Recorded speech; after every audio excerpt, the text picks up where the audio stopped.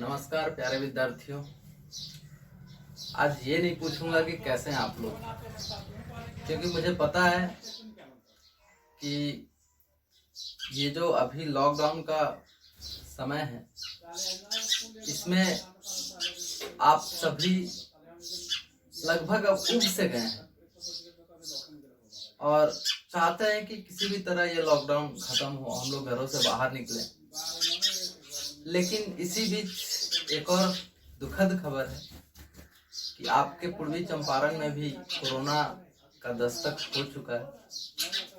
तो ऐसे में आप लोगों से रिक्वेस्ट है मेरा कि आप लोग बिल्कुल भी ना घबराएं। जान है तो ही जहान है।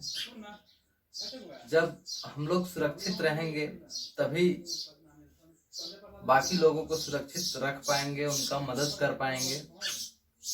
और जब तक हम सुरक्षित हैं तभी कुछ कर सकते हैं। जब हम संक्रमित हो जाएंगे, हम बीमार हो जाएंगे तो कुछ भी नहीं कर सकते हैं। इसलिए जरूरी ये है कि इस मुश्किल समय में आप धैर्य ना खोएं, लॉकडाउन के नियमों का और सख्ती से पालन करें, बिल्कुल बाहर ना जाएं। जरूरत पड़े, बहुत जरूरत पड़े तो ही जाए। बार बार हाथों को साबुन से धोएं, स्वस्थ रहें, हमेशा साफ सुथरा रहें। घर में जो बुजुर्ग हैं उनका विशेष ध्यान रखें। साथ साथ हो सके तो अपने आस पड़ोस का भी ध्यान रखें कि कोई भी व्यक्ति भूखा ना रहे, क्योंकि आपको पता है हमारे यहाँ, हमारे गांव में बहुत से लोग हैं जो कमाते हैं और खाते हैं और उनका काम धंधा सब बंद हो चुका है। तो आप जितना सक्षम है उतना करें। इस कड़ी में हमारी संस्था जो कि उत्संग फाउंडेशन के नाम से है, वो भी कार्यरत है। हम लोग कोशिश कर रहे हैं कि जरूरतमंद लोगों तक जितना हम लोगों से हो पाए, जितना हम लोगों से बन पाए, उतना हम लोग करें। हमारी टीम फिलहाल अभी दिल्ली में एक्टिव है। दिल्ली में हम लोग बहुत सारे काम कर रहे हैं, वहाँ पे हमारे वॉलंटियर्स हैं। तो कोई जरूरी नहीं है कि हम संस्था से हैं तो ही करेंगे, ऐसा कोई जरूरी नहीं है। संस्था हो ना हो डजेंट मैटर। आप अपने आस पड़ोस का ध्यान रखें। कम से कम एक व्यक्ति को तो हम लोग खिला ही सकते हैं। तो ये बिल्कुल ध्यान रहे, लोगों को नसीहत दे। गांव में ऐसा देखने को मिल रहा है अक्सर कि लोग मान नहीं रहे हैं। लोगों को ऐसा लग रहा है कि सरकार हमारे ऊपर दबाव बना के ये काम करवा रही है, जबरदस्ती। पुलिस हमें पीट रही है तो पुलिस के डर से हम अंदर है, सरकार के डर से अंदर है। नहीं, ये सरकार के डर से नहीं अंदर रहिए, आप बीमारी के डर से अंदर रहिए। सरकार आपके लिए रोक रही है, पुलिस आपके लिए रोक रही है। तो प्लीज मेरी हाथ जोड़ के दरख्वास्त है आपसे कि आप लोग घर में ही रहें और सुरक्षित रहें।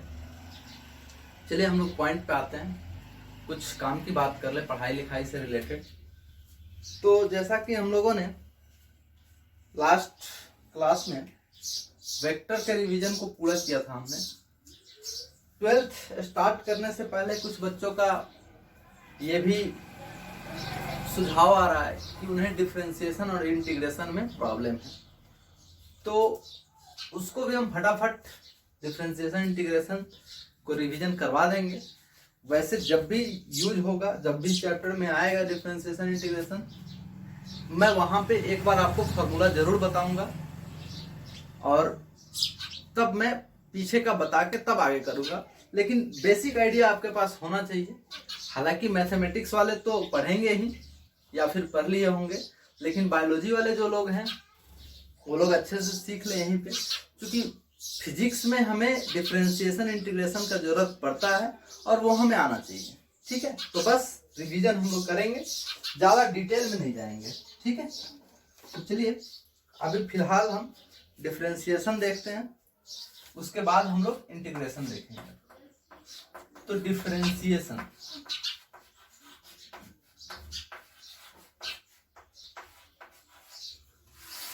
डिफरेंशिएशन, ठीक है।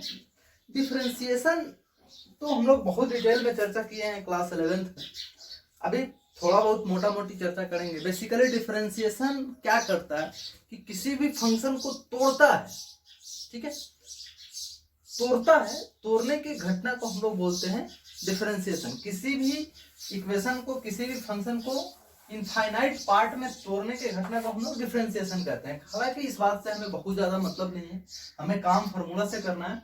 जैसे हम लिखते कैसे हैं, डी बाई डी एक्स, ठीक है, ये डिफरेंशिएशन का सिंबल है। अब जिस चीज को डिफरेंशिएट करना है, जिस फंक्शन को डिफरेंशिएट करना है, वो फंक्शन आपका ऐसे रहेगा, D f x by d x. इसको हम लोग बोलते हैं डिफरेंशिएशन। ध्यान दीजिए, ये फंक्शन x का होना चाहिए, तभी यहाँ पे x लिखेंगे। अगर ये फंक्शन t का है तो यहाँ पे t होगा। ध्यान रहे, जिस चीज का ये फंक्शन होगा उसी के रेस्पेक्ट में हम लोग डिफरेंशिएट कर सकते हैं, ठीक है। जैसे मान लीजिए कि आपके पास ये हम लिखे एफ एक्स, अगर हम बोलेंगे कि differentiate f x with respect to x, तो हम लोग लिखेंगे d f x by d x. ये डिफरेंशिएशन है एफ एक्स का एक्स के रेस्पेक्ट। अगर हम लिखें d y by d x, तो इसका मतलब ये है कि y का डिफरेंशिएशन है x के रेस्पेक्ट में। और ध्यान रहे, y मस्ट, देखिए डिस्टरबेंस तो यहाँ पे बहुत ज्यादा है। जो मेन डिस्टरबेंस है वो गौरैया का है, दूसरा डिस्टरबेंस रोड बगल में है, तो गाड़ी आते जाते रहती है। रात में अगर हम वीडियो बनाते हैं तो उसमें बच्चों का शिकायत आ रहा है कि उसमें बोर्ड पे लाइट ज्यादा आ रहा है, वो चमक रहा है, दिख नहीं पा रहा है अच्छे से, तो थोड़ा सा आप लोग भी एडजस्ट करें, ठीक है। तो चलिए, तो यहाँ पे y फंक्शन होना चाहिए x का, y must be function of x, तभी हम लोग डिफरेंशिएट कर सकते हैं, वरना डिफरेंशिएट नहीं कर सकते हैं। जैसे अगर हम लिखें dx स्क्वायर बाई dt, तो इसे हम लोग डिफरेंशिएट नहीं कर सकते, यहाँ पे x ही होना चाहिए, ठीक है। तो चलिए फॉर्मूला जो डिफरेंशिएशन का है वो देख लेते हैं।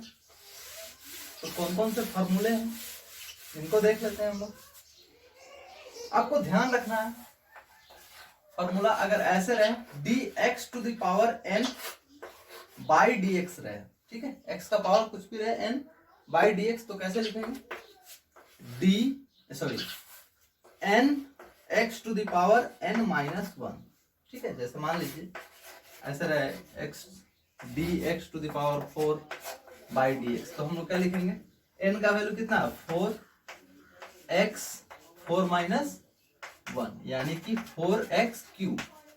जैसे ऐसा रहे d root x by dx, तो हम लोग क्या लिखेंगे, d रूट x को x का पावर 1/2 लिख सकते हैं बाई dx।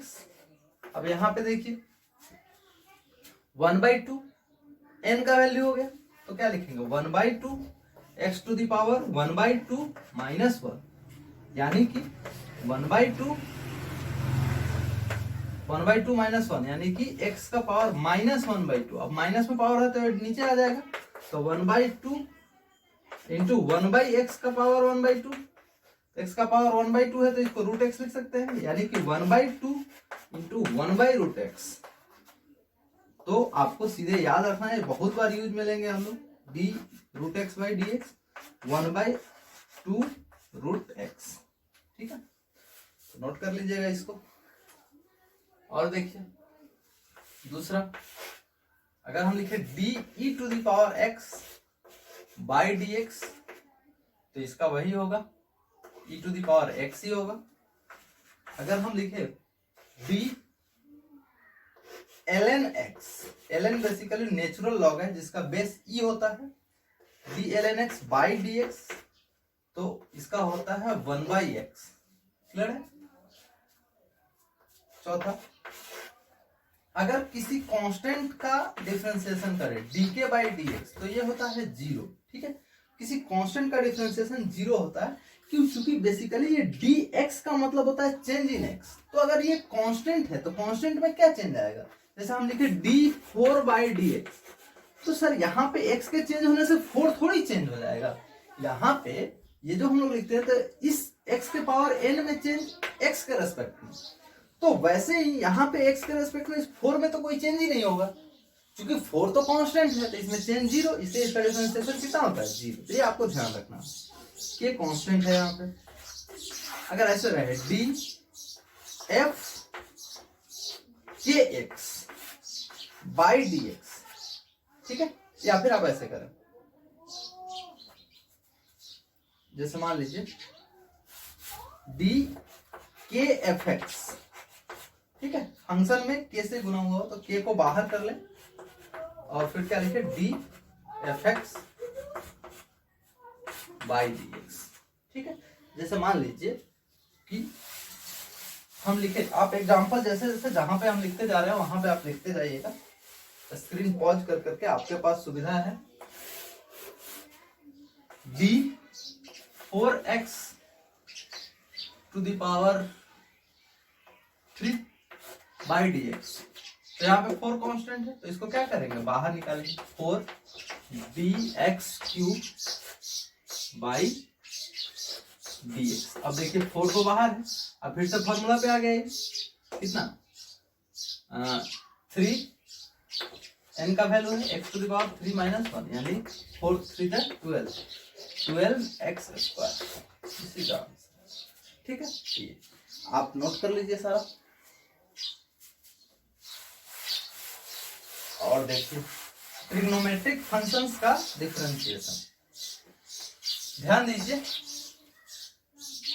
ट्रिग्नोमेट्रिक का अगर हम लिखे d sin x by d x, तो इसका होता है cos x।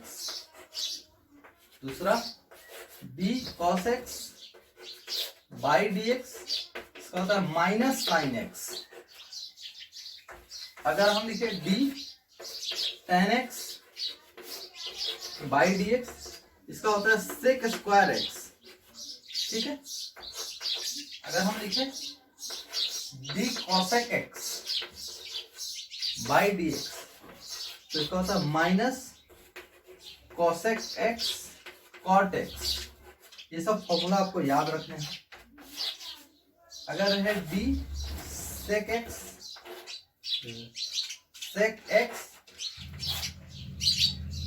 By d x, तो क्या लिखेंगे, इसका होता है sec x tan x,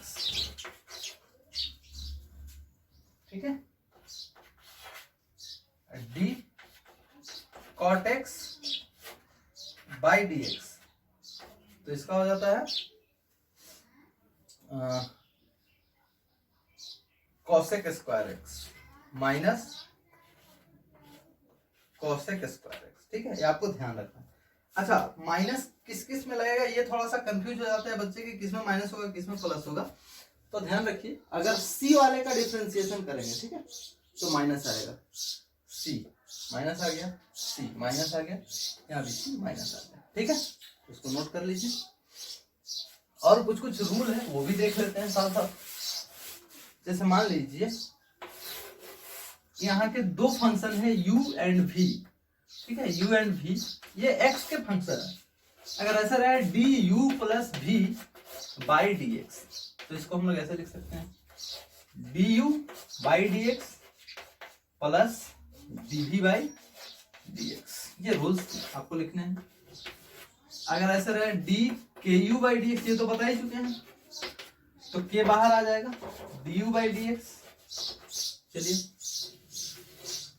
तीसरा, ये इंपॉर्टेंट है, देखिए अगर ऐसे रहे, अगर du into v by d x, ठीक है, गुना में रहे, तो हमें क्या करना है, एक को बाहर करना है, दोनों में से किसी एक को बाहर कर लीजिए, तो v को बाहर कर लिए du by d x plus, अब v को बाहर किए थे, अब u को बाहर कीजिए, u dv by d x, ठीक है।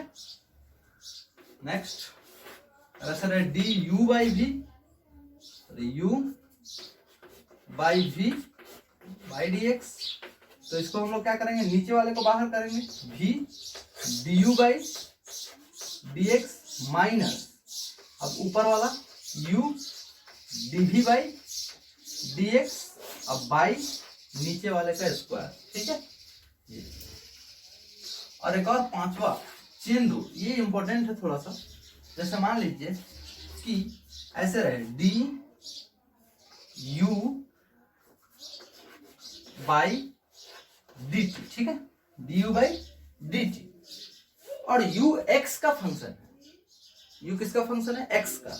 और हम लोग किसके रेस्पेक्ट में कर रहे हैं? टी के रेस्पेक्ट में। तो इसको हम लोग चेंज कर सकते हैं। जैसे देखिए कैसे, यहाँ पे चाहे तो हम ऐसे लिख सकते हैं D you by d x into d x by D T. क्यों? क्योंकि देखिए डी एक्स तो आपका कट जाएगा, बचेगा क्या चीज? D you by D T. तो ऐसे कर सकते हैं। बाकी हम लोग कुछ एग्जाम्पल करते हैं, फिर आपको क्लियर होगा। चलिए इसको नोट कीजिए। जैसे मान लीजिए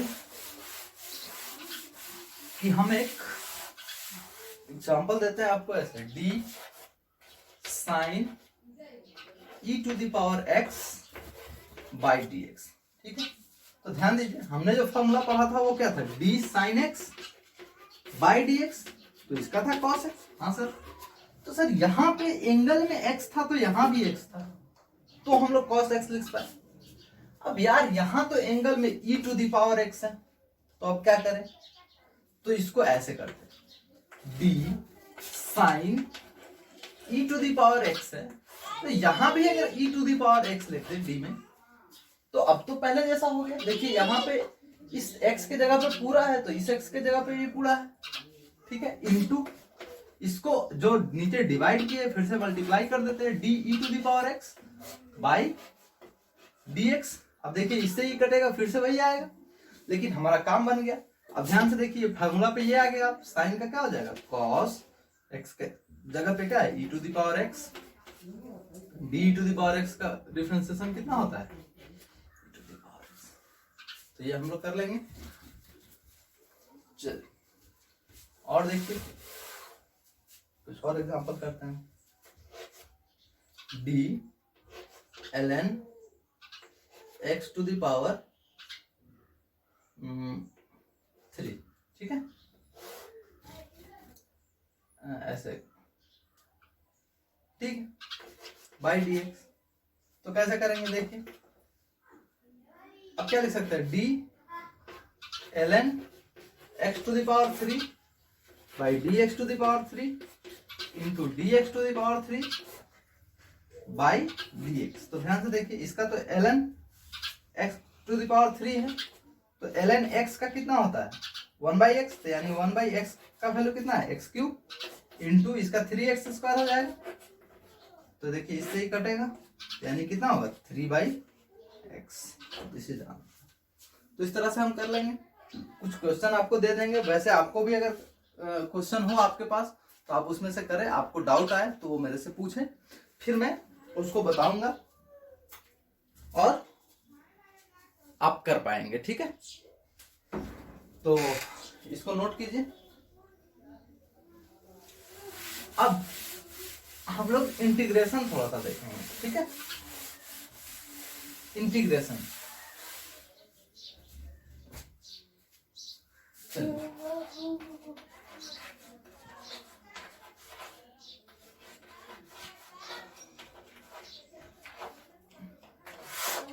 ठीक है। इंटीग्रेशन मिनट रुक जाइए।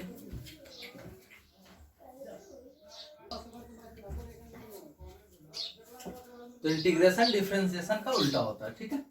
जैसे मान लीजिए कि D f x by d x, ठीक है, इसका एफ एक्स का डिफरेंशिएशन मान लीजिए कि एफ डैश एक्स, ठीक है, एफ डैश एक्स। तो अगर हम इसको ऐसे लिखें, डी एफ एक्स, इसको इधर गुना कर दें, क्या लिखेंगे? एफ डैश एक्स, ठीक है। अब दोनों तरफ इंटीग्रेट कर लें। इंटीग्रेट करने का मतलब दोनों तरफ सांप लगा दें, ठीक है। तो जैसे सांप लगाएंगे तो इसका जो डिफरेंस इंटीग्रेशन होगा, ठीक है, इंटीग्रेशन एफ डैश एक्स वो आ जाएगा एफ एक्स, ठीक है। ध्यान दीजिए, एफ एक्स का डिफरेंशिएशन कितना था, एफ डैश एक्स, तो इंटीग्रेशन एफ डैश एक्स का कितना आएगा, एफ एक्स, मतलब ए का डिफरेंशिएशन अगर बी है तो बी का इंटीग्रेशन क्या आएगा, ए आएगा। क्लियर है? हालांकि मैथ वाले टीचर इसमें बहुत डिटेल में आपको पढ़ाएंगे, हमें बस इंटीग्रेशन करने आना चाहिए, इससे हमारा काम चल जाएगा, उतना भर मैं आपको बता दूंगा। तो चलिए अब इसके फॉर्मूले देख लें। पहला फॉर्मूला डी, सॉरी ऐसे रहे, integration x to the power n dx, ठीक है, integration x to the power n dx, तो इसको हम लोग लिखते हैं x to the power n plus 1 by n plus 1, ठीक है, x to the power n plus 1 by n plus 1। Clear? अच्छा करके देखिए, तो सर इसका इंटीग्रेशन तो ये है, मतलब इसको डिफरेंशिएट करेंगे तो ये आ जाएगा, बिल्कुल करके देखते हैं आता है कि नहीं आता है। D x to the power n plus 1 अब बाई, इसी में है by n plus 1 by d x, ठीक है, ध्यान दीजिए। अब ये तो 1 बाई एन प्लस 1 कॉन्स्टेंट है, इसको बाहर निकालिए तो कितना आएगा, 1 बाई एन प्लस 1 एक्स। अब देखिए ध्यान से, यहाँ पे n के जगह पे कितना है, n प्लस 1, तो क्या लिखेंगे, n plus 1, x to the power n minus 1, तो n प्लस 1 माइनस 1, इससे ये मरा, इससे ये मरेगा, क्या बचेगा, x to the power n। ध्यान से देखिए कि इसका इंटीग्रेशन इतना है, अब इसको डिफरेंशिएट किए तो फिर से ये आ गया, मतलब इसको डिफरेंशिएट करेंगे तो ये आएगा, इसको इंटीग्रेट करेंगे तो ये आएगा, मतलब डिफरेंशिएशन इंटीग्रेशन एक दूसरे का अपोजिट है ना। चलिए और क्या क्या इसमें ध्यान रहे कि इसमें n का वैल्यू -1 नहीं है, n नॉट इक्वल टू -1, ठीक है, क्यों, क्योंकि n का वैल्यू अगर -1 रखेंगे तो देखिए ध्यान से, -1 plus 1 0, anything divided by 0 undefined, ठीक है, तो इसलिए n का वैल्यू -1 नहीं रखेंगे। अगर वैसा है तो उसका दूसरा फॉर्मूला होता है, अगर ऐसे रहे x टू द पावर -1, इसको हम लोग 1 बाई एक्स लिख सकते हैं, तो ऐसे रहे इंटीग्रेशन 1 बाई एक्स dx, या फिर हम लोग ऐसे लिख सकते हैं इंटीग्रेशन dx बाई x, तो इसका आता है इंटीग्रेशन ln x, ये ध्यान रखिएगा, फॉर्मूला ही है। दूसरा, तीसरा e to the power x dx का इंटीग्रेशन कितना आएगा, सेम आएगा। और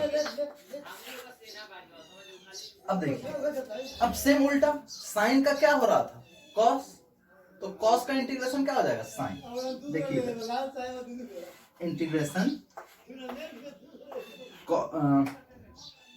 कॉस एक्स dx का कितना आएगा, इसका माइनस साइन एक्स आएगा, माइनस साइन एक्स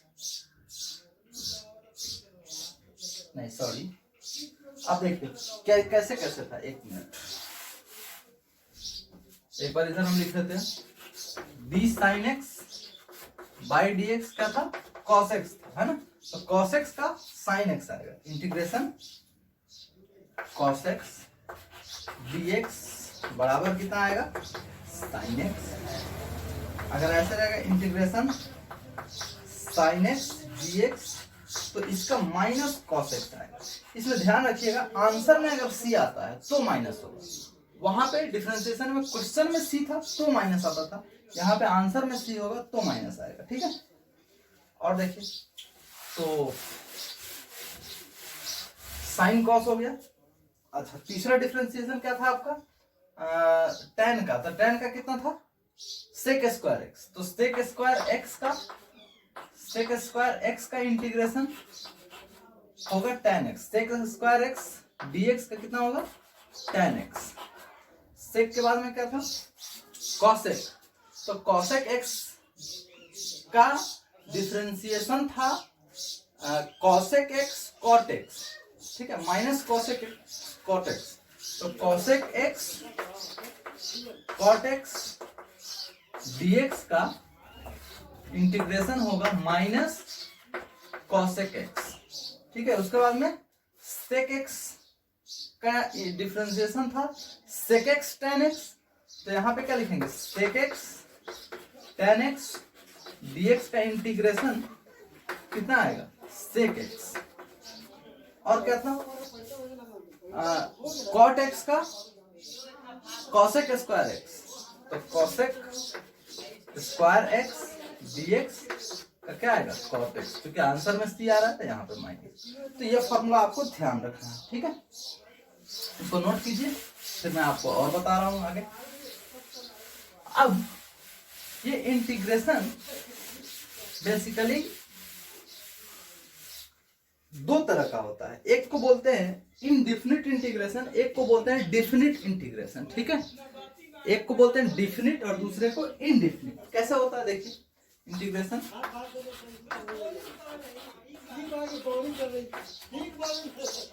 इंटीग्रेशन दो तरह का, एक को बोलते हैं इनडेफिनिट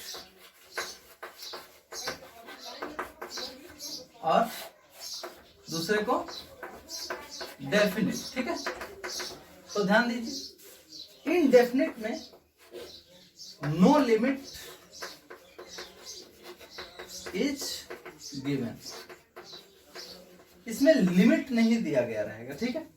और डेफिनिट में लिमिट क्या होता है वो मैं बता रहा हूं, इसमें लिमिट दिया रहेगा, लिमिट इज गिवन, ठीक। लिमिट क्या होता है देखिए, जैसे हम इंटीग्रेशन लिख रहे हैं, इंटीग्रेशन fx dx, तो यहां हम लोग लिमिट लिखते हैं x का, क्योंकि इंटीग्रेशन किसका कर रहा है x का, मतलब किसके रेस्पेक्ट में x के रेस्पेक्ट में, ऑब्वियसली x के रेस्पेक्ट में x का ही इंटीग्रेशन होगा, ये फंक्शन x का ही होना चाहिए, तभी यहाँ पे हम लोग dx लिखेंगे।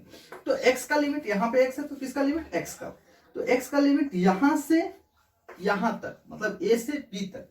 अब नीचे सांप के पूंछ में जो रहेगा उसको हम लोग बोलते हैं लोअर लिमिट, इसको क्या बोलते हैं लोअर लिमिट, और सांप के मुंह में जो रहेगा इसको हम लोग बोलते हैं अपर लिमिट।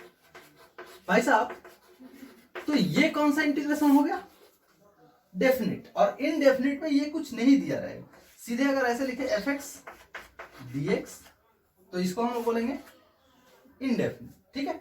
तो डेफिनिट में लिमिट दिया रहेगा, इनडेफिनिट में लिमिट नहीं दिया रहेगा। नोट करें इसको स्क्रीन पॉज करके। अब फर्क क्या है दोनों में, जैसे मान लीजिए कि fx dx का इंटीग्रेशन आ रहा है f डैश x, ध्यान दे यहाँ पे कोई लिमिट नहीं दिया हुआ है, तो ये इनडेफिनिट इंटीग्रेशन है, एंड आपको इसमें एक कांस्टेंट जोड़ना होगा, ठीक है, एक कांस्टेंट जोड़ना होगा। अच्छा, क्यों जोड़ना होगा कांस्टेंट, ध्यान से देखिए मैं बता रहा हूँ। जैसे मान लीजिए कि अगर हम लिखे x to the power 4 dx to the power 4 by dx, तो इसका इंटीग्रेशन कितना हो जाएगा, डिफरेंशिएशन कितना होगा सर, 4x का पावर 4 माइनस 1 यानी कि 3, तो 4x क्यूब। तो अब ध्यान से देखिए, आपका x टू द पावर 4 का डिफरेंशिएशन इतना आया, तो फिर से इसको इंटीग्रेट करेंगे, ठीक है, इसको इंटीग्रेट करेंगे तो ये आ जाएगा। अब मान लीजिए कि ऐसे लिखे dx to the power 4 plus 4 by dx, ठीक है, इसको डिफरेंशिएट करते हैं। तो अभी हम पढ़े u प्लस v हो तो दोनों को अलग अलग कर लेंगे, तो क्या लिखेंगे dx to the power 4 by dx plus d4 by dx। ध्यान दे इसका तो 4x क्यूब आ गया, और प्लस ये तो कांस्टेंट है 4, तो इसका डिफरेंशिएशन 0, तो फिर से इसका भी तो यही आया। तो सर अब मान लीजिए हमने 4x क्यूब को डिफरेंशिएट किया, ठीक है, 4x क्यूब को सॉरी इंटीग्रेट किया, इस 4x क्यूब को इंटीग्रेट करने पे जो हमारा वैल्यू आएगा वो x टू द पावर 4 आएगा। आप इंटीग्रेट करके देखिए 4x क्यूब dx, तो कितना आएगा, तो 4 तो कांस्टेंट है बाहर, x पावर n प्लस 1 यानी 3 प्लस 1 बाई 3 प्लस 1, इससे ये कट गया, 3 प्लस 1 4, 4 से 4 कट गया, और 3 1 4, तो x का पावर 4, ये तो सर आ गया, कहाँ गया, हाँ, तो x का पावर 4 आ गया। तो सर हमने इसका इंटीग्रेशन करा था या फिर इस वाले का करा था, ये कैसे पता चलेगा। अगर फंक्शन मेरा ये रहे, ठीक है, तो डिफरेंशिएशन तो इतना, इंटीग्रेशन के बाद इतना आएगा, लेकिन इस फंक्शन के लिए हमारा एक्स स्क्वायर एक्स का पावर 4 + 4 आना चाहिए, तो उसके लिए हमें एक कांस्टेंट जोड़ना पड़ता है। अगर ये वाला टर्म है तो कांस्टेंट, इस वाले केस में कांस्टेंट का वैल्यू कितना होगा 0, तो यहाँ पे हमको प्लस के यहाँ पे लगाना पड़ेगा। तो इस वाले केस में के का वैल्यू 0 है और इस वाले केस में के का वैल्यू 4 है, इसलिए हमें के लगाना पड़ता है। आपको ज्यादा डिटेल में जाने का जरूरत नहीं है, बहुत ज्यादा सोचने का इस पे जरूरत नहीं है, बस आप इतना सोच लीजिए कि कांस्टेंट लगा देना है जब इनडेफिनिट इंटीग्रेशन रहे, यानी कि लिमिट ना दिया रहे तो आपको एक कांस्टेंट लगा देना है, दिया रहे तो उस हिसाब से काम कर लेंगे हम लोग। फॉर्मूला आपको लिखवा चुके हैं। तो और देखिए लिमिट वाले को कैसे करेंगे। fx dx का इंटीग्रेशन अगर f डैश x है और मान लीजिए लिमिट a से b है, तो इसको इंटीग्रेशन करके f डैश x आया, इस तरह से लिख के अब इसको स्क्वायर ब्रैकेट में घेर देना है। अब लोअर लिमिट को यहां लगा देना है, अपर लिमिट को ऊपर लिख देना है। अब क्या करना है, अब इस वाले फंक्शन में x के जगह पे ऊपर वाले लिमिट को लिखना है, अपर लिमिट को लिखना है, यानी कि f डैश x के जगह पे b माइनस, ठीक है, माइनस लिखना है, माइनस अब इस x के जगह पे लोअर लिमिट को लिखना है, तो क्या हो जाएगा f डैश। तो इस तरह से हम लोग डेफिनेट इंटीग्रेशन करते हैं। हम इस पे एक दो एग्जांपल लेते हैं, आप नोट कीजिए। आइए इस पे एग्जांपल देखते हैं। जैसे मान लीजिए कि 4x³ dx, ठीक है, और इसको हम इंटीग्रेट कर रहे हैं -2 से 4 तक, ठीक है। तो क्या हो गया सर, देखिए 4 तो कांस्टेंट है, बाहर करिए, x के जगह पे x n के जगह पे 3 है, तो 3 + 1 बाई 3 + 1। हमने बोला कि इसको स्क्वायर ब्रैकेट में घेरिए, तो जी बिल्कुल घेरिए स्क्वायर ब्रैकेट में, नीचे लिखिए -2 और ऊपर लिखिए 4, ठीक है। और अब देखिए 4 कि यहां से 1/4, ये देखिए 3 + 1 4, 1/4 कांस्टेंट है, तो इसको बाहर निकाल दीजिए। अब यहाँ पे x का पावर 3 + 1 4 हो जाएगा, लिमिट -2 से 4 तक। भैया इसको काट देंगे, 4 से 4 कट जाएगा। अब हमने क्या बोला, अपर लिमिट वाले को x के जगह पे रखिए, तो 4 के जगह पे x के जगह पे 4 रखिए, तो 4 का पावर 4 माइनस, अब x इसके जगह पे कितना रखेंगे 2, -2 पावर कितना 4 कर लेंगे, कितना आएगा 64 × 4, 4 × 16, 1 बच जाएगा, 4 × 24 25, 256, तो 256 माइनस, ये तो 4 बार स्क्वायर का पावर 4 है, तो ये माइनस प्लस ही आ जाएगा, और आपका 2 दूना 4 दूना 8 दूना 16, 16 घटा लेंगे, कितना आएगा 240। This is the answer. तो इस तरह से हम लोग कर सकते हैं सारे का, जो कुछ भी दिया रहे, अपर लिमिट लोअर लिमिट, बाकी चर्चा हम लोग चैप्टर्स में करेंगे, जैसे जैसे आएगा वैसे वैसे हम लोग चर्चा करते जाएंगे, ठीक है। तो इसको आप लोग नोट करिए, और जो डाउट होगा आपको वो मेरे से आप लोग पूछ लीजिएगा, ठीक है। तो बाकी इंटीग्रेशन डिफरेंशिएशन का लगभग हम लोग का काम हो चुका है, और लिमिट जैसे कैसे कैसे लेना है वो हम लोग चैप्टर्स में देखते जाएंगे। बस आपको बेसिक फॉर्मूला याद होना चाहिए, किस तरह से करना है ये ध्यान होना चाहिए, और बाकी कुछ नहीं। चलिए ठीक है।